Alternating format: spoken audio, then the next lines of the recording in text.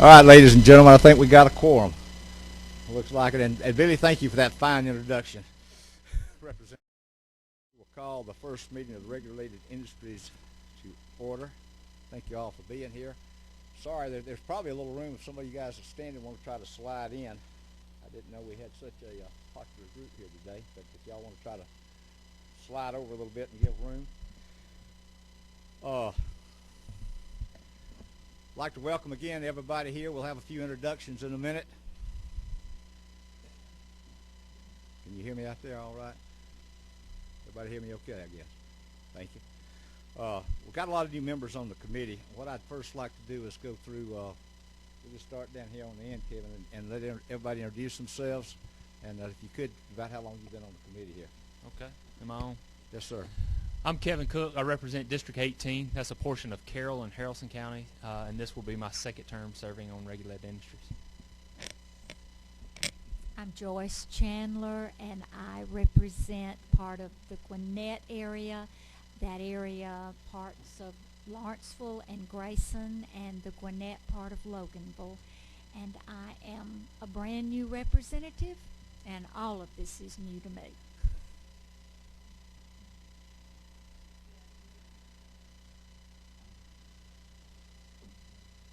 Well, you should be on.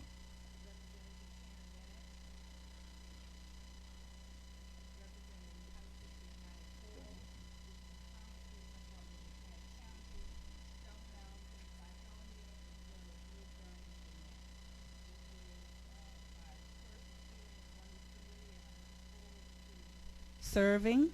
That was There it. Do we I go. start over again, Mr. Chairman? I think we're good. Good afternoon. All right.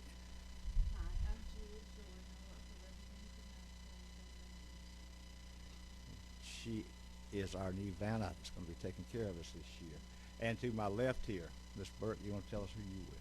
I'm Janae Burke with the House Budget and Research Office.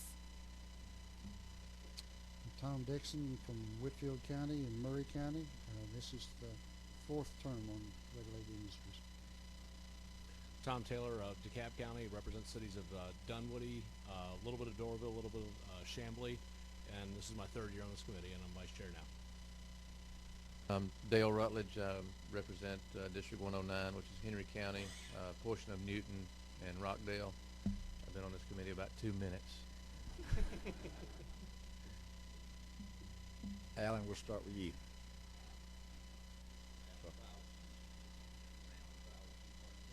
I think you're on back. Been on this committee and Harry Dixon. So I've been here long enough to keep my eye on Trip Martin. Thank you. You're good. Should be.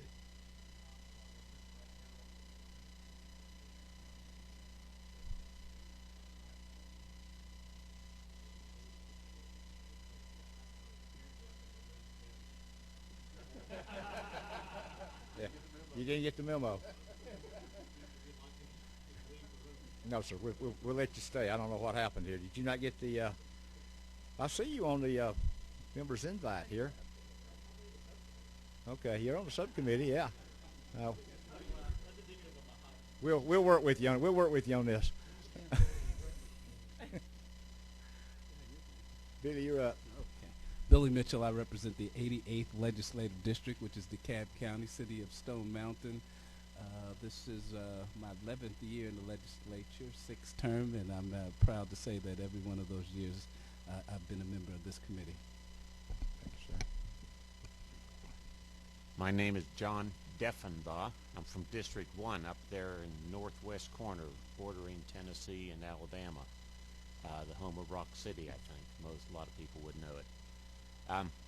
I have 10 days in the legislature, and I don't know who was in here first, who had 2 minutes or 1 minute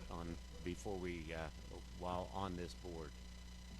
So I look forward to a lot of things to learn. Now I'm Carl Von Epstein, represent Troup County, Meriwether County, and parts of Coweta County. I'm serving my 21st year in the General Assembly and 21st year on this committee. Chairman, my name is Chuck Martin. I represent the 49th District up in North Fulton, primarily the cities of Alpharetta and Johns Creek, but also happy to help my friends in Milton, Rawlsville, Mountain Park, and Sandy Springs, as well as my good friends on the Fulton County Commission. And I'm happy to be here with Mr. Chairman. Welcome aboard. They gave me a long speech. You want to do your introduction? No, we'll hold the speech. Thank you. We'll hold that later. I have an introduction for the chairman when he's ready.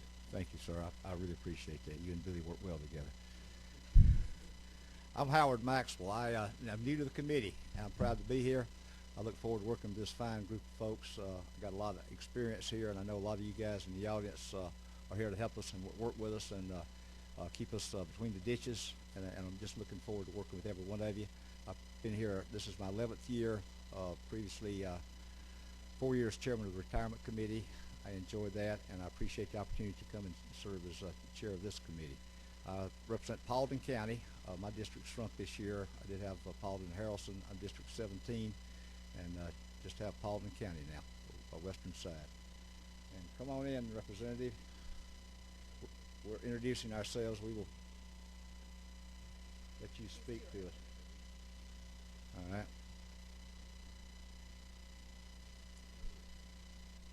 Shh, don't talk about our learned attorneys.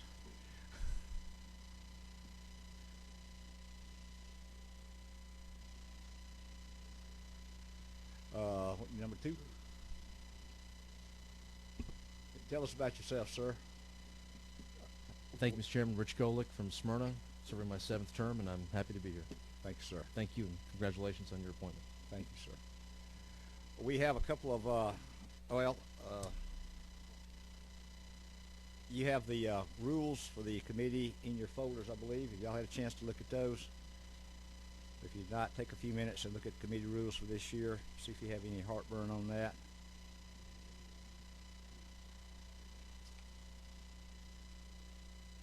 Representative Dixon says he's ready to make a motion on that. Move to approve the rules as written. Move in second. Discussion. All in favor, let me say an aye. Aye. Okay, got that done. Thank you very much. You also have in your folder the subcommittee list. And Brett, I don't know where this list came from that left you off. I apologize for that. We'll make sure that's taken care of. But you are on the subcommittee, I think, if you'll notice.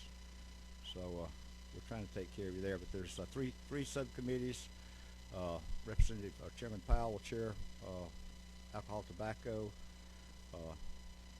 Representative Taylor will chair regulations, and Chairman Dixon will be chairing professions, boards, and commissions. And then you see the members that are scheduled to serve on those subcommittees. If you have any real heartburn about that, let me know. I may be open, I may not. We'll see. But you can let me know anyway. Okay? We can talk. But otherwise, that'll be our subcommittees for the year. One thing about, I want to mention y'all help me out this year as our subcommittee, especially the new members that have come on board. I've had a request for some of us to help us work with Representative Alan Powell. He seems to be in the shell a lot of times. You don't really, he's introverted, and we don't really sometimes get a real feel from where he's coming from. So if y'all could help me work with Representative Powell this year and bring him out of his shell. I talked to one of his friends a while ago, said he's got a good doctor that has some medication that may help bring him out. But whatever you could do there. And on a side note, I've been at times told that I have the same affliction, that you just don't know where I stand on certain issues, so y'all might be able to work with me on that also. So I hope that's okay with you, Representative Powell, Chairman. Okay. Anybody that works with Chairman Powell any length of time will come to know what I'm saying. A couple of recognitions I need to make out in the audience. Mr. Commissioner, McGinnity, you're back there somewhere. Would you stand up, sir? I'm sure you've got some folks. We want to recognize you and thank you for being here today, sir. We appreciate all you do in your department, and I know this committee works pretty closely with a lot of your areas over there. Thank you, sir. If you got anything you'd like to say or introduce some of your folks with us today. Okay, that'll be fine. Thank you, sir. Wanted to recognize you. Any other special guest, department heads? There's a lot of people here. We're going to come to know and love a lot of you, I know, as we go through these next couple of years. There's just too many here to ask everybody to stand up, but I know a lot of you guys are going to be working closely with us. So we appreciate you being here, your interest in the bills that's going to come through this committee. There is a sign-up sheet downstairs if you want to talk. We're going to take up 2 bills today. There's a sign-up sheet, I believe, down here. If you want to talk for or against the bills, you're welcome to come up and sign up. It's not necessary, but if you've got a particular feel for one way or the other, they are available. So if you feel like you need to do that, please come up and sign. I think at this time, Representative Harold, do we have your committee substitute that you've presented to us? Is it ready to go?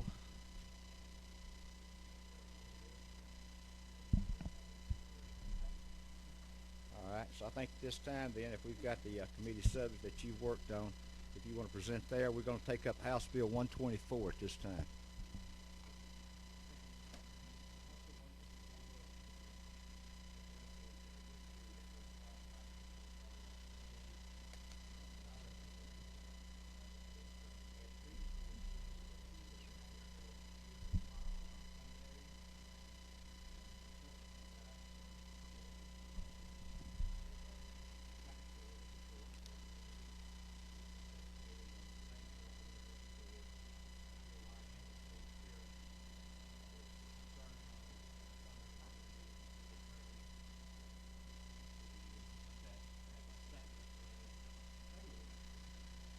Mr. Representative, could I pause your discussion here? I forgot the DOR was going to make a 15-minute presentation to us before we did this, and I just realized I skipped him on my list right here, so I hate to do this to you. But, Mr. Commissioner, with you and your group come up, I told y'all we'd go quickly into you guys, so y'all can go and do your other business, and I apologize. I'm sorry, Representative Harrell.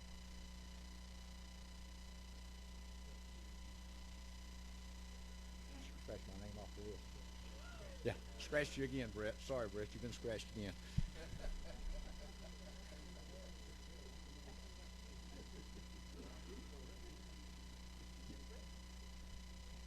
I think we're passing out a few slides that might be helpful in connection with our short presentation. I don't think I control the mic. It should be on. Testing? Working now? Okay. Yes, Mr. Chairman and members of the committee, my name is Doug McGinnity. I'm the State Revenue Commissioner. And we are happy to be here today to give you a short presentation on the what's called the 3-tier system, which is the system that regulates the distribution or production, distribution, and sale of alcohol in the state of Georgia. There's a few people here from the department that are worth recognizing. First, the slides you're looking at, I would like to make clear that this picture is not from my backyard. It's much more likely from Representative Powell's backyard than mine. And I mean that only the nicest way. There's a few people from the department that are worth introducing if you flip to the second page. The Deputy Commissioner of the department, who I think most of you know, certainly most of the folks who have been here for a while, is Mac Chandler. Mac is sitting in back. He handles all of our legislative affairs for the department. If you ever need anything from the department or have any questions, he's a great place to start and knows where to find an answer for you. Also with him is Sean Casey, who joined the department about a year ago from the governor's office. He will be at most of the hearings here that you have. Again, our role is to provide information to you and to get you the answers that you need. Standing to my left is Howard Tyler. He's the director of the Alcohol and Tobacco Division. He's been with the department for over 28 years, I think, or almost 28 years. And contrary to any rumors you might hear, is not allowed to retire as long as I'm Revenue Commissioner. So he will be around for a while. He'll be talking to you today. Carter Leverett, who is one of the bald gentlemen standing over there, is the Assistant Chief of Operations. Next to him on his left is Ron Huckabee, who is Special Agent in charge of one of our districts here in the state. So whenever I talk to any group, I always make the point that the department does not set policy. Right? We merely administer the policy that's set by the policymakers in the state, which is y'all and the governor's office. Though the distribution or the regime around alcohol is somewhat unique in that when it comes to, say, tax administration, the law is very clearly spelled out. It's all in statute. We just really administer the statutes. On the alcohol side, there's a fair amount of discretion that has been sent to the department. It's been true since the end of Prohibition, when alcohol was sort of handed back over to the states for regulation. And so over the years, a huge regulatory scheme has grown up. But at this point, it really resides in the area of policy making. So before any significant changes are ever made, it has to start with y'all. And again, our job is merely to administer those policy decisions that y'all make. It's also to provide you with the information you need to make those decisions. And we strive our best to do that. I'm going to turn it over to Howard. There are folks in this room who know a ton about this area, like you. I've been on the job for a relatively short period of time, 2 years. And whenever I have a question about the details, I go to Howard or his folks to find those answers. I would also recommend for your reading late at night when you have nothing better to do and can't sleep, the book that we published that has all the laws and regulations in it. And I know Howard will touch on that as well. So I'm going to turn it over to Howard and let him walk through some of this stuff for your benefit. Thanks, sir. Good afternoon, Mr. Chairman, members of the committee. I appreciate the opportunity to be here this afternoon. I am Howard Tyler. I'm the Division Director for Alcohol and Tobacco with the Department of Revenue. I've had that position for almost 8 years now. And one of the things that we look at when the bills come across our desk for analysis to see how it's going to affect enforcement and administration as far as the Department of Alcohol and Tobacco is concerned, deal also with the federal level. Is it consistent with what the federal laws are? Are we going to run into an incongruence between what the feds say and what the state says? And ATF is the criminal side at the federal level, and the Tax and Trade Bureau, or TTB, is the administrative side, the regulatory side. At our level, we do both. We do both the regulatory and the criminal enforcement. And we also have the local jurisdiction. Georgia is a local option state, which means that the local jurisdiction has to issue a license before we, as the state agency, can do anything at all. They make the initial determination as to whether or not that business will be licensed. Our enforcement capability as far as the state of Georgia is concerned is derived from the 21st Amendment to the U.S. Constitution. 18th Amendment was prohibition, 21st was repeal of the 18th, and it specifically assigned all enforcement to the state, not at the federal level. Title III, which is typically what we're dealing with in this committee, is the Georgia Alcoholic Beverage Code. The regulations that are derived therefrom. The Commissioner does have significant rules and regulations in place. Those were rewritten almost 2 years ago now. And 1/3 of them were either condensed into other regulations or removed because they were obsolete. We always have the technology changes, so it's always one of the things that we'll be looking at. But again, the policy is set here, and the rules and regulations simply say how we're going to carry that statutory authority out. And then Title 48 addresses tobacco, coin-operated amusement machines, and motor fuel. And it's also the Georgia Public Revenue Code. For the Alcohol and Tobacco Division, we have two separate functions. One deals with the compliance and enforcement efforts, and that's done by field enforcement personnel. And then we also have license and audit. We issue the licenses for alcohol sales, tobacco sales, and for coin-operated amusement machines. We do administer those laws through special agents, which I covered, and then the license permit section does all three of the tiers. We do the supplier tier, the wholesale tier, and the retail tier as far as licensing is concerned. Anybody that applies for an alcohol license at the retail level for liquor will get a background investigation. Anybody that applies for an upper tier license is going to get a background investigation automatically because they're upper tier. In addition to that, we have several responsibilities. I won't go through those. Feel free to read those. And in the interest of brevity, I will now turn it over to the Assistant Chief of Operations, Carter Leverett, to go through the actual three-tier system, because that's what he deals with day in and day out in the licensing arena.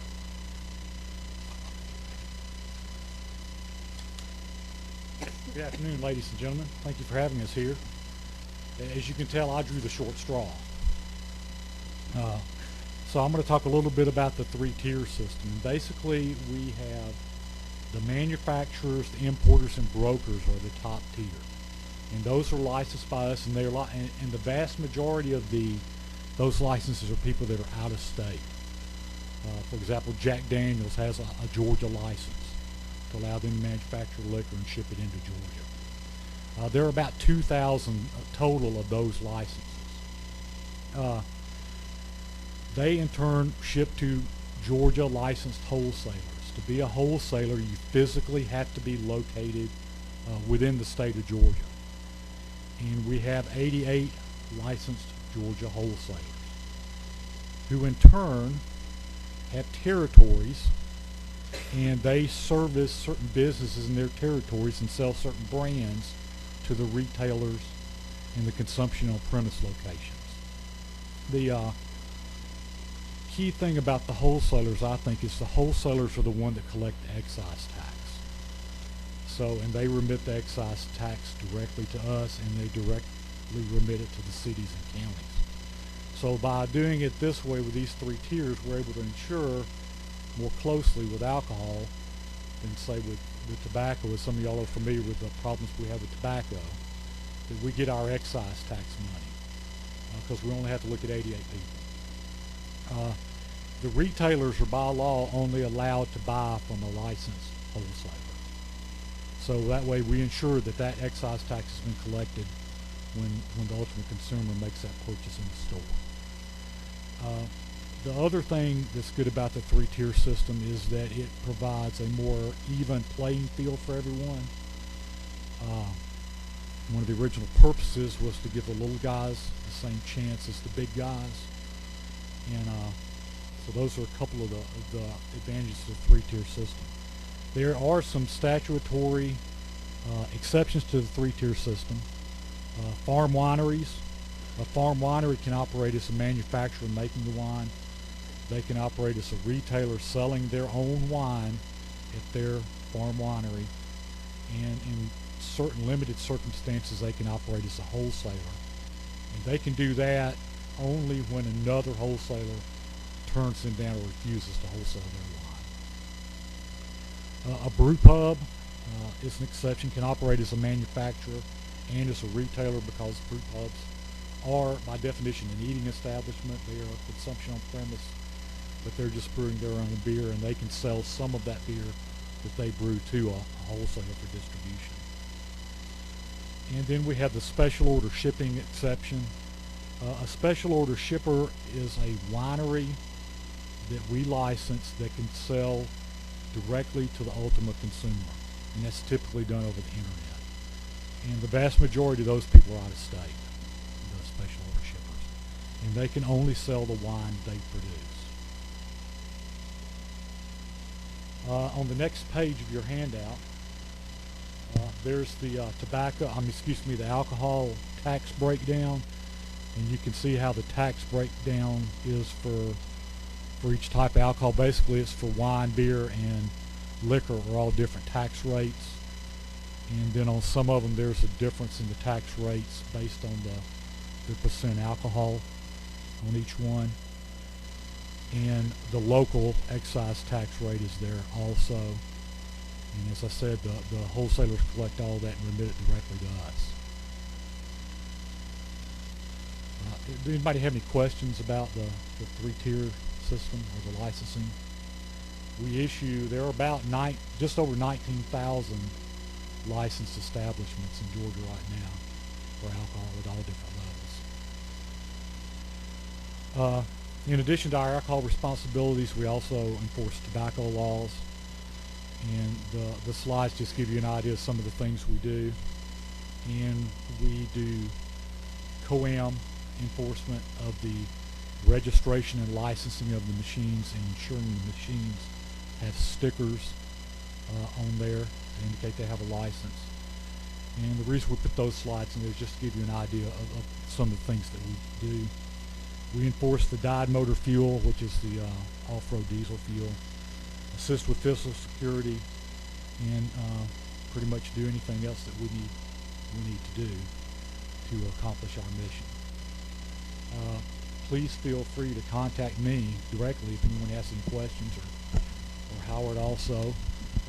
Our state's divided into 5 regions. Each region has a special agent in charge. Ron's region is around Savannah and Douglas.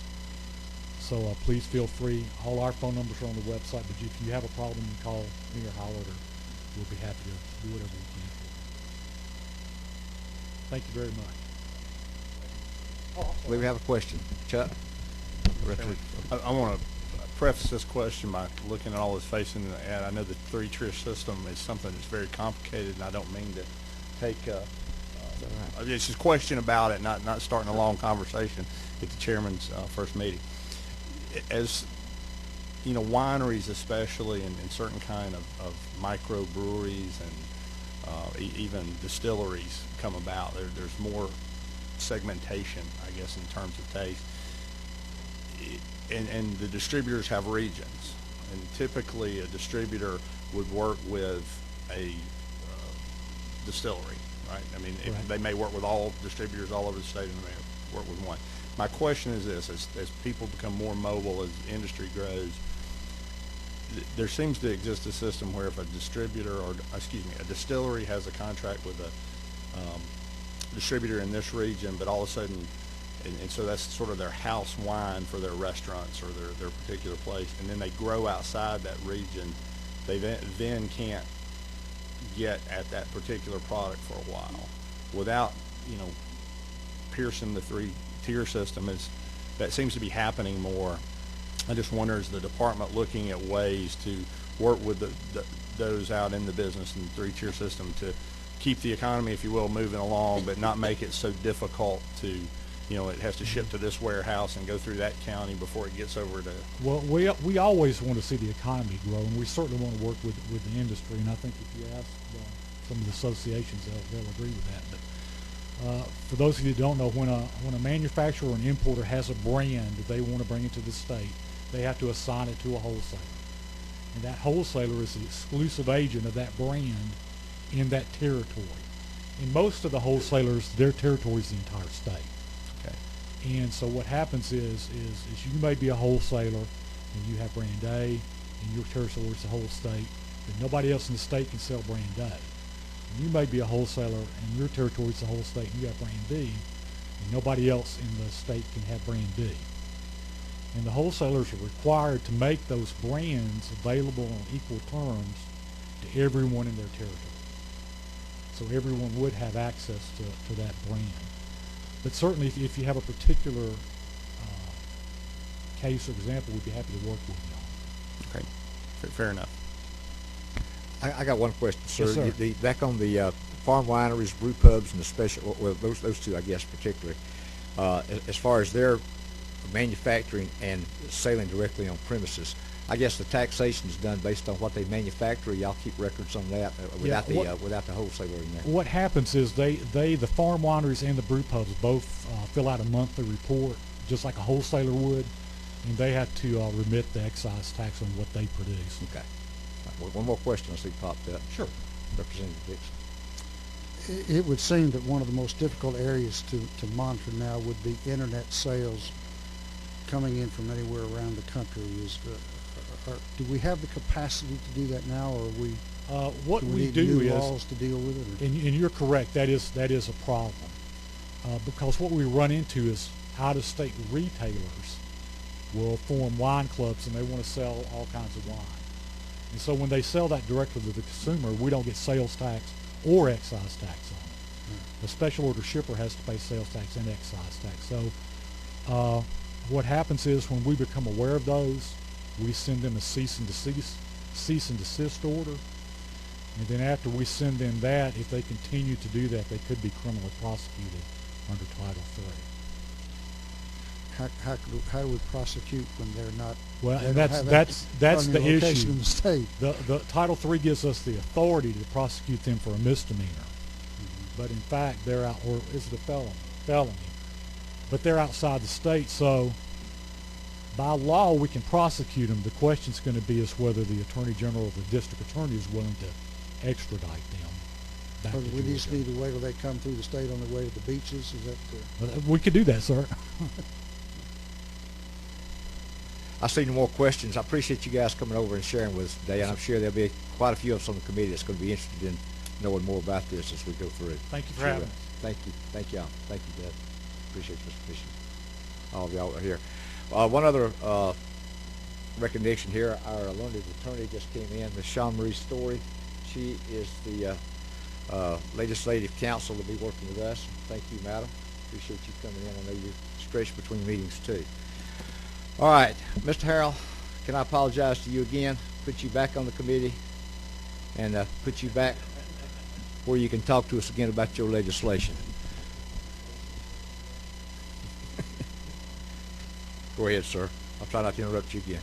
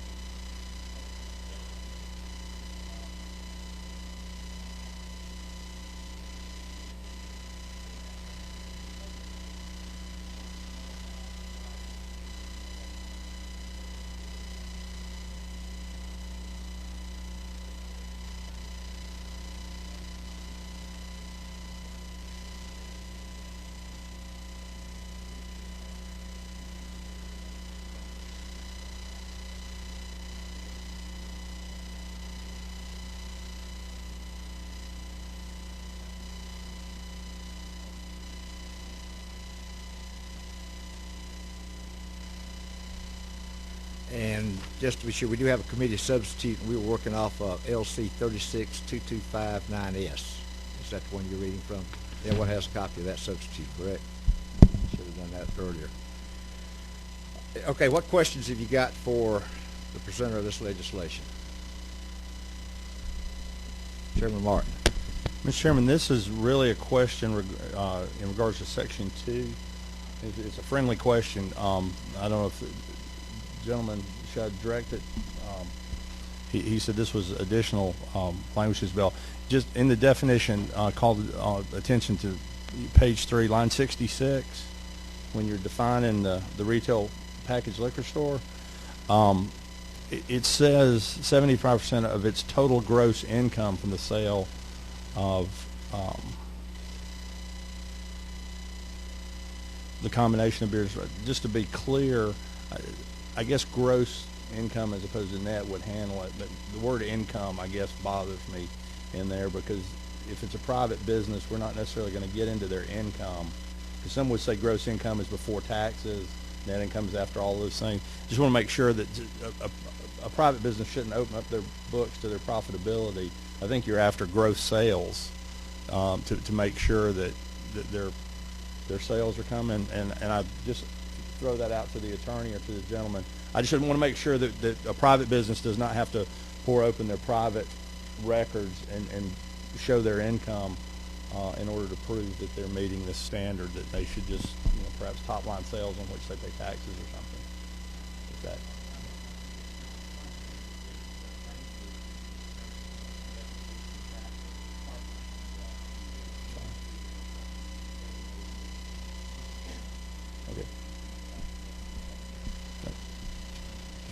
Okay.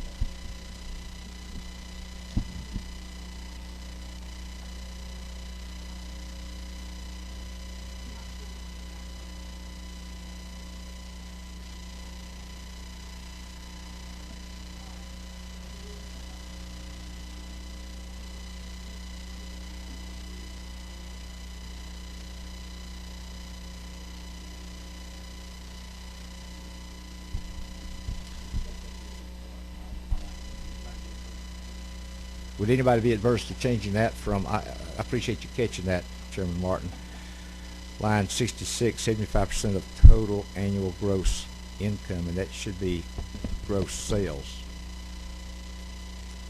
Everybody comfortable with that? Any other questions on this?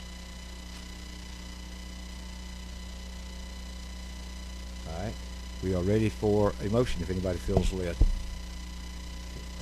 Representative Dixon. Move do pass on substitute House Bill 124 as amended. As amended in committee. And we have a second. Any further discussion? All in favor, let it be known by saying aye. Any opposed, like sign. Thank you again. Thank you. That bill and author of the bill, you'll need to fill out a whip's report on that and get all that over to us in the whip's office. All right, we have a substitute to House Bill 132, and the author is here. Thank you for coming over, sir.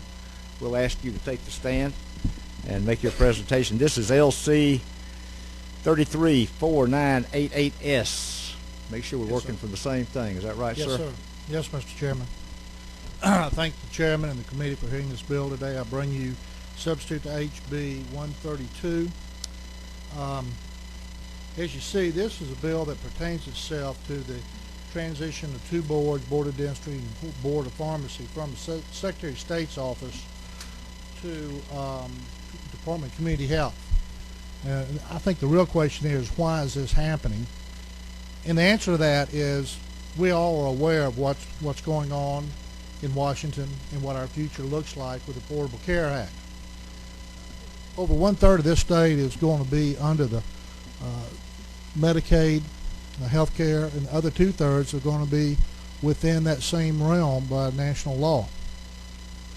We've got a governor who has looked forward and led us into some areas of health care with great knowledge that he's attained as being chairman of the Subcommittee of Health in Congress.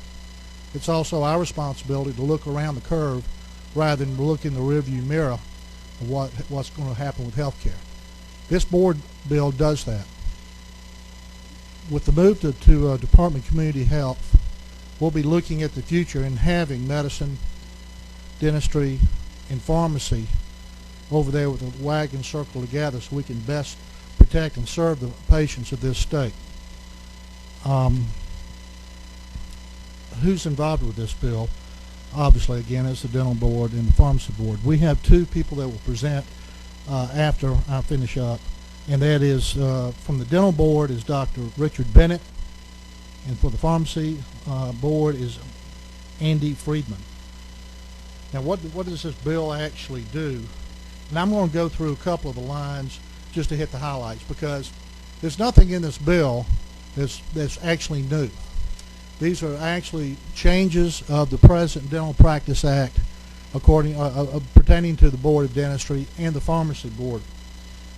If you look at lines 41 through 51, it says the board, and this is the pharmacy portion, will be a division of the Department of Community Health, DCH. Lines 137 through 151, it talks about being the boards complying with the Georgia Administrative Procedure Act. They do that now. Lines 212 through 224 codifies the Georgia Drugs and Narcotic Agency, which is the investigative arm of the Pharmacy Board presently. There is some new language in there which allows the director of this board to fill in for the executive director of the Pharmacy Board in his absence, which is pretty much common sense.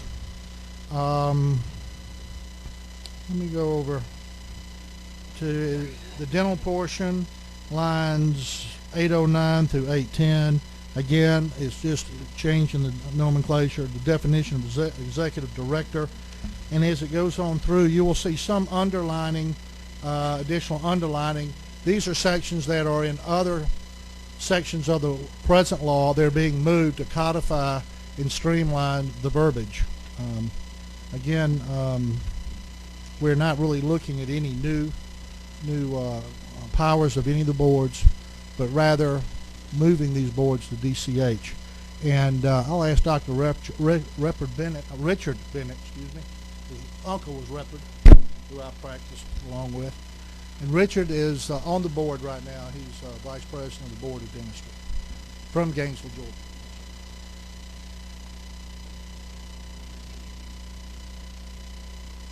Mr. Chairman, ladies and gentlemen, once again, my name is Richard Bennett. I'm a practicing general dentist. I'm not a lobbyist or a public speaker, so please bear with me as I try to convey my point. I believe the move from the Secretary of State's office to the Department of Community Health is a natural alignment of basically what we're charged to do as a board. And part of that is to license practitioners and to enforce rules and regulations and protect the citizens of the state. Dentistry is somewhat of an autonomous profession, is that most dentists practice in a cottage industry where patients come to them, they diagnose, they form a treatment plan, and they render the actual treatment. That's very different than a lot of the other professional licensing boards that's covered under the Secretaries of State currently. The Composite Medical Board under the Department of Community Health basically has the same charge that the Board of Dentistry does. And as we move towards this Affordable Care Act and the sharing of information between boards, to me it makes better sense from an economic standpoint to have those under the same umbrella and not necessarily associated with a super umbrella that has such things as athletic trainer, athletic agent, forester. Dentistry is healthcare, and healthcare has different layers of complexity that may not be experienced in other areas.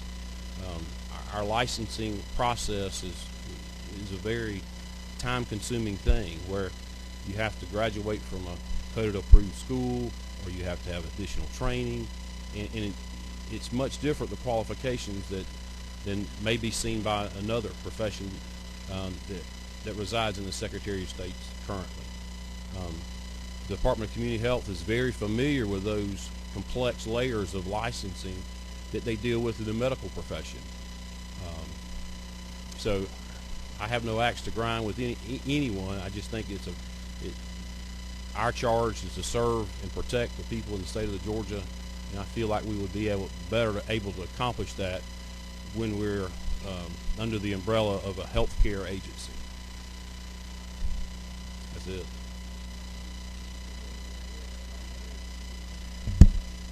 Any questions for this gentleman? Okay, we got one, two maybe. Paul, number 3 there. Couple of questions on line 109. There was some references to out-of-state travel as it relates to elected and state officials today. I guess would the out-of-state travel have to be approved ahead of time? As legislators, we are not permitted to, so I'm asking that question.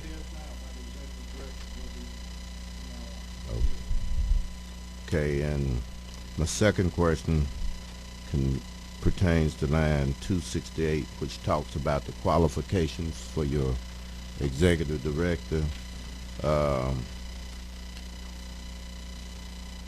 Would there be some arena or avenue that a person could be disqualified? Yeah, the executive director actually serves as a per-year board. This executive director will, this will be the business and although he will be chosen by the board, salary will be coming by the board, that will be part of the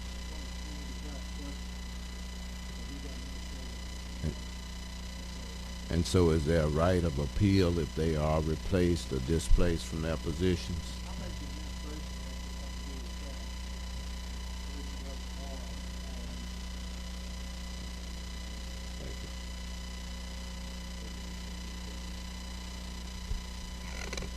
Just for clarifying my own understanding, I can see why you're saying you want to change it, but why was it put in the other section prior to this? Right. I mean, obviously that's where it's been for a good many years. All boards have traditionally been within the Secretary of State's office and all those very well. But we are facing a new time. It behooves us to look ahead.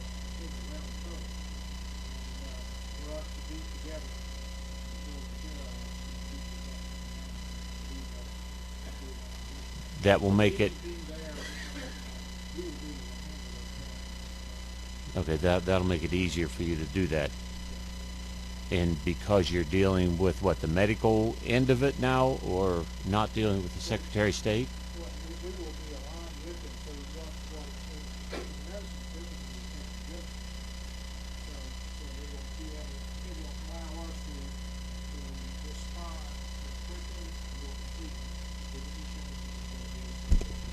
Okay.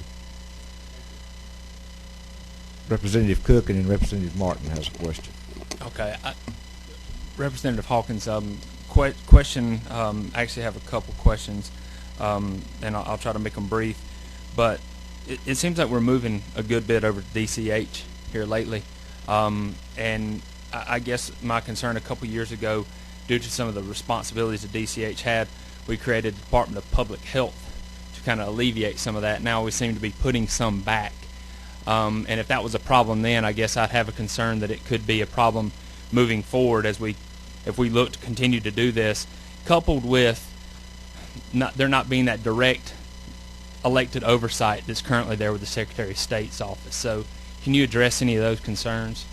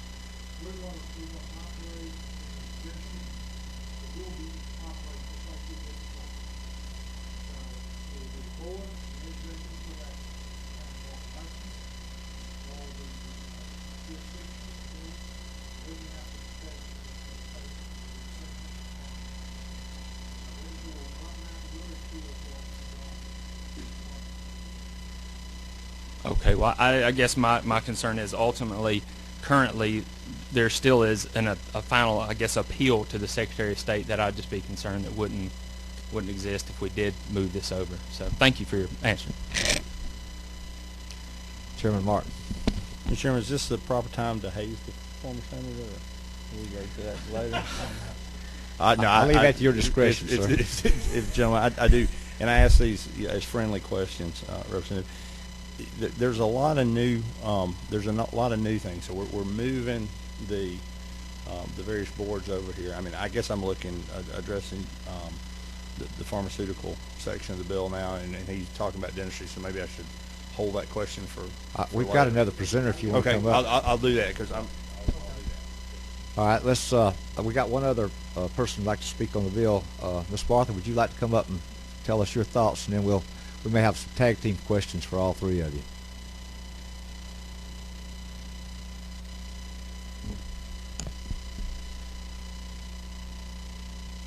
Thank you, Mr. Chairman and members of the committee. I'm excuse me, Martha Phillips. I'm the Executive Director for the Georgia Dental Association, and we just want to say that we support this legislation. It really does not do anything except transfer the dental board to DCH. 15 years ago, they transferred the medical board under DCH, and that's worked very well. DCH is used to dealing with health care issues. We feel, and in conversations, I know that Representative Hawkins has had a conversation with Commissioner Cook. They feel very comfortable in having the dental board over there. We feel that it will just combine the dental board, the medical board, and the pharmacy operating under DCH. DCH is all about taking care of patients and the public, and the dental board is certainly there for the protection of the public. We truly believe that this will put the dental board in a better position to be able to serve the public. And we do not believe that there will be any additional cost, and as a matter of fact, down the road there could be some efficiencies as we work together. So we would hope that you would strongly consider this. This is not something, even though you may have gotten this substitute at the last moment, this is not something that we have lightly considered. We've been working on this legislation for 2 years. So it's just finally come to fruition this year. It is something that the Dental Association and the Dental Board, working with the Governor's Office and the Secretary of State's office, quite honestly, that we've been talking about for a full 2 years. So we would urge your support. All right. Questions now. I have no one else signed up to speak either for or against the bill. Yes, sir.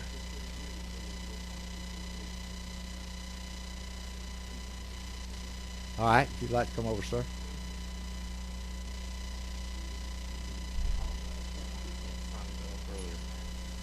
My name is Andy Freeman. I'm the Director of Government Affairs, excuse me, the Georgia Pharmacy Association.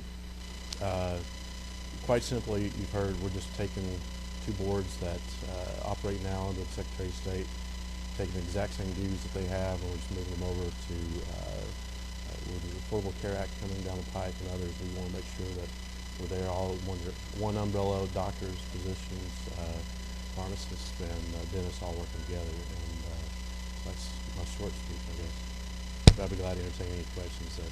Well, let me see if there's. Did anybody else come in that failed to get the sign-up sheet? I know we've got a lot of folks in the room here. We want to make sure everyone has a say today. If you got a for or against, let us know. All right. If not, we will entertain questions. I don't see anyone else that wants to speak. Chairman Martin, you're back on. Thank you, Mr. Chairman. And this, Representative Hawkins, I'll let you mead these out to whomever you wish. I'll direct them to you. Within the bill, and I'm certainly not an expert in pharmacy or dentistry, but we appreciate both professions and there when we need them. But there's a, a lot of underlying, or there's a good deal of underlying things. I guess two questions I have. If we're expanding the board's authority, or if they're doing more or regulating more, I'd like to know what that is, and assume the pharmacist and the dentist are agreeable to being regulated, and that's in the public interest. But I think it's important for us to know. And then I'm always wary, and on one line here in the bill, and in several places, it talks about the fitness of a license or applicant to the practice of pharmacy or other business or professional licensed by the board under this. What are some of those? And I mean, that's added. That wasn't in language before. So are we expanding the board's authority? And if we are, it may be okay. I just think, I'm just curious. Mr. Martin, what line are you looking at, Chairman? Well, I'm on the computer, and I'm on a different bill, so let me look here. I think it may be the same line. 257 is the first place I saw it, and my computer says in the original bill it was like in 8 other places. It just says other business or professional license. 263. Yeah, I see it. Yes, it's now on 263. It kind of bumped around a little bit from the original bill. Thank you, Mr. Chairman. The only things that are licensed currently under other state statutes for board pharmacists, pharmacy technicians, the pharmacy itself, and drug wholesalers, and that's all that is currently licensed. It doesn't add anybody new to it. Okay, but this language is being added. Did you not have the authority before you moved? If you just moved around, again, this is a friendly question. Oh, absolutely. I just, when you see you're adding something, you always just, because moving it's one thing, but we're adding language into the regulatory. I just think there are other code sections that speak to the board has the authority to regulate those other individuals or professions, and those are the only things that it's not added. It's just saying it's just restating what else is in other code sections. Okay, so it would be fair for just getting this sub today.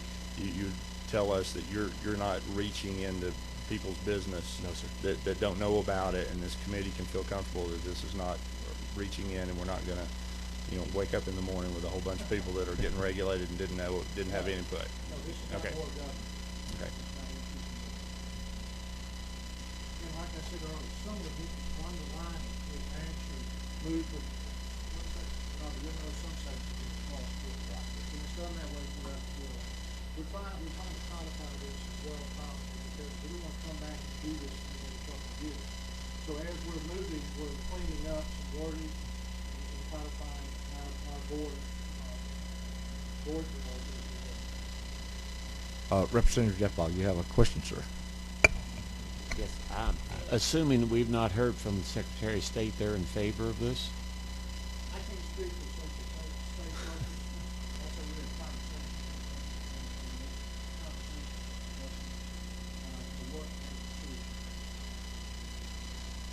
Okay.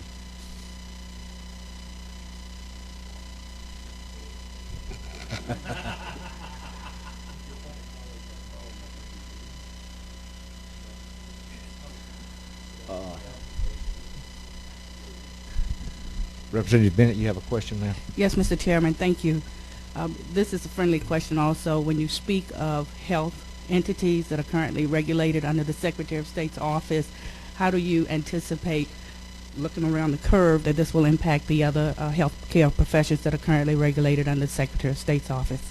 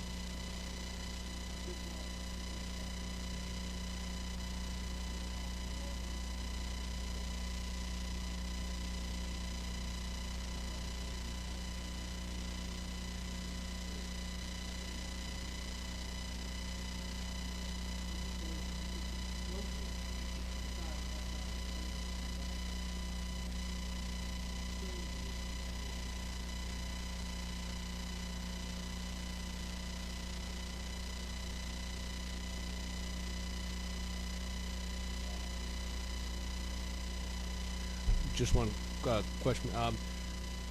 Basically, a lot of changes in this. Sort of trying to digest it. What changes were made in this bill that was specifically a transfer? Yeah.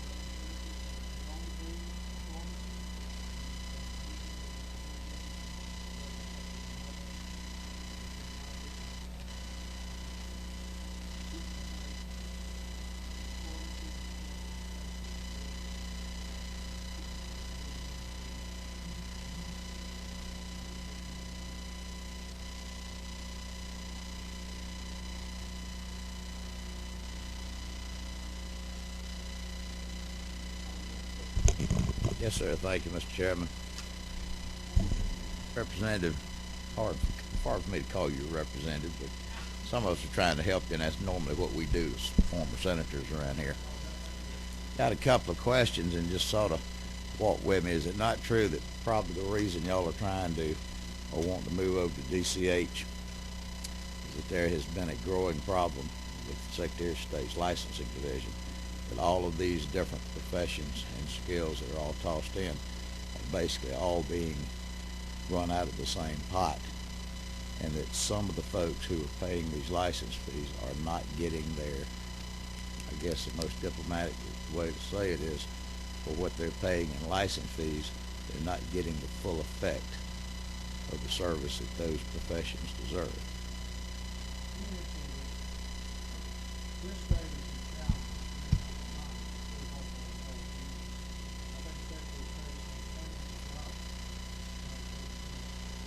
This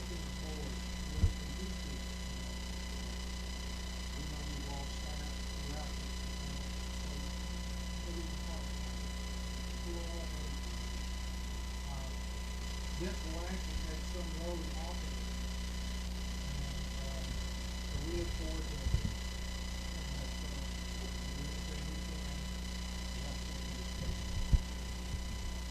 Senatorial diplomacy.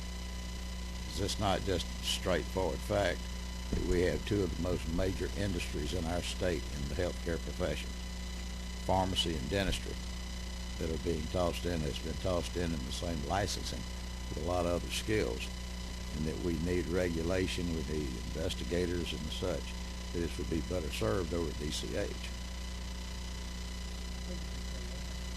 Would that be a yes? All right. I notice there's nothing in here that states what the, usually the process is when someone asks for a dedicated board that will attend to their business. Generally the license fees go up to reflect that difference. There's nothing in this bill. Now, is that going to be handled by rule and regulation at DCH?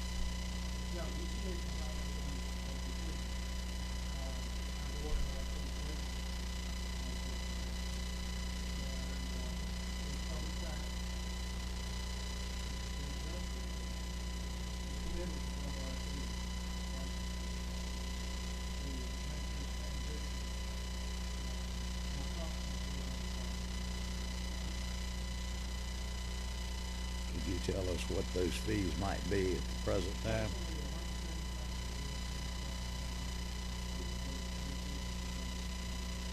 Is that on an annual basis? Is that an annual basis? On a biannual basis. And how many dentists and hygienists are there in the state?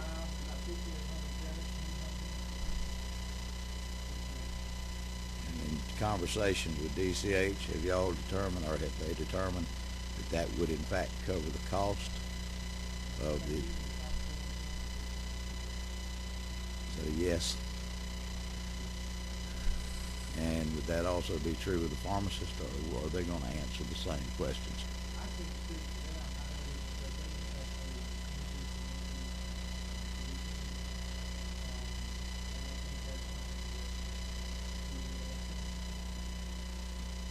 I don't anticipate a increase in fees paid by pharmacists, technicians, pharmacies, if things regulated by the Board of Pharmacy.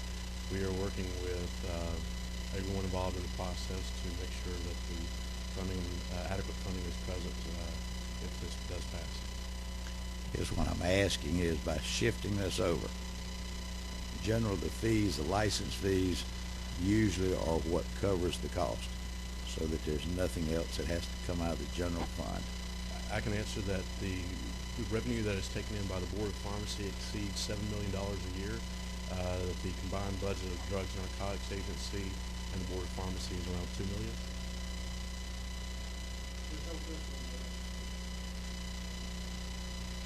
So the license, you're telling me that the license fees, that they will more than cover? Absolutely, yes, sir.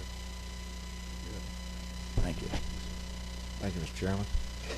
Chairman Martin, you have another question, sir? Just briefly, Chairman Powell mentioned this in the General Government Subcommittee, Chairman Reinder's Subcommittee of Appropriations. We discussed that with the Secretary of State. So my question is this: should this bill pass, it's silent to the effective date, so it would become effective July 1st of this year. I mean, I hope somebody's running a parallel path with the Secretary of State and the department, because it needs to be reflected in the 2014 budget, because as the gentleman said, the Secretary of State's going to lose $7 million in revenue. They're only spending $2 million, so he's going to have a $5 million hole in his budget. The $7 million actually goes into the general treasury. Well, I understand. Well, but we are working. Well, with no, I'm not saying that as first of all, I'm not trying to attack your bill on that. Right. I'm just saying if in fact we're pulling that off, it just needs, the money needs to be moved with the people that are going to do the job. Not Yes, we're trying to work with everybody involved to make sure that adequate funding is there, as well as not trying to negatively impact the Secretary of State's budget. Yes, sir. That's fine. All time it comes up back. All right, any other questions? Any other questions? Any other comments? Pros or cons from the audience out here? Got a It's a large bill with the substitute presented before us. Representative Mitchell, you have a... Mr. Chairman, I'd like to offer the motion of due pass at this time. We got a move and a second. Do pass this bill forward to the rules.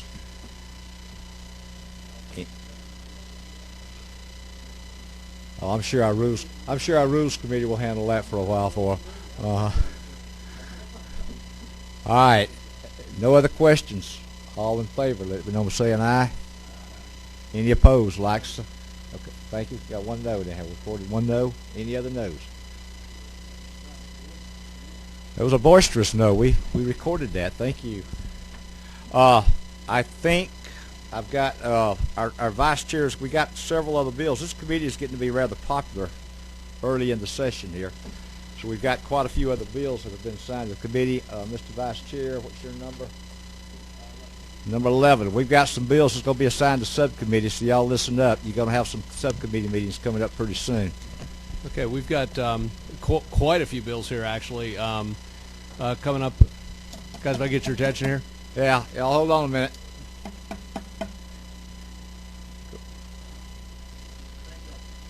Thank you, sir. Mr. Vice Chair, can you see if we can get that done? Okay, we've got 1, 2, 3, 4, 5, 6, 7, 8, 9 more bills to assign to subcommittees right now. HB 58, which is alcoholic beverages retail dealers who sell for consumption on premises shall make alcohol sensors available to patrons. Require. That's going to be to Chairman Powell's commission on alcohol and or subcommittee on alcohol and tobacco. HB 99, malt beverages produced by a person in his or her private residence, changed definition. That is also going to go to Chairman Powell's alcohol and tobacco. HB 118, tattoo studios, notification that certain tattoos could disqualify the wearer from military service. Require. That is going to go to my subcommittee, regulations. HB 124, local elections, votes cast for this. Oh, okay. We just passed. Sorry. Did that. On my list. 132. Just pass that. Okay, there we go. Done. HB 137, state license requirements, sale and delivery, shipment of gift baskets containing wine. Provide. That will go to Chairman Powell again, alcohol and tobacco. HB 163, professions and businesses. Each professional licensing board shall waive license fees for military veterans. Provide. That will go to professions, Chairman Dixon. And the last one is HB 185, tastings, retail sales of distilled spirits manufactured by distillery to be sold on premises. Again, alcohol and tobacco, Chairman Powell. All right, we will need some subcommittee meetings before we have our next committee, if we could. If these bills don't move out, and if we have nothing else come before us that we'll take in regular committee, we will see when we'll have our next meeting. Oh, thank you. There was one other. If we've got guests in the room with us, we somehow during the transition from different offices and over to my office, Miss Julie, we have lost our contact list of people that want to be notified of these meetings. If you're out here in the audience and you didn't get notified, would you come by and see Miss Julie and give her your email address or how you want to be notified about meetings, because we want to make sure that everyone that has an interest in our goings on is invited to come and take part and watch us. But if you've got an interest and you haven't got an email from us yet, make sure that we've got the contact information for you, because our database did not make it over to the new committee office. Anything else from committee members? Any words of wisdom? All right, if not, we will consider ourselves adjourned. Thank you very much.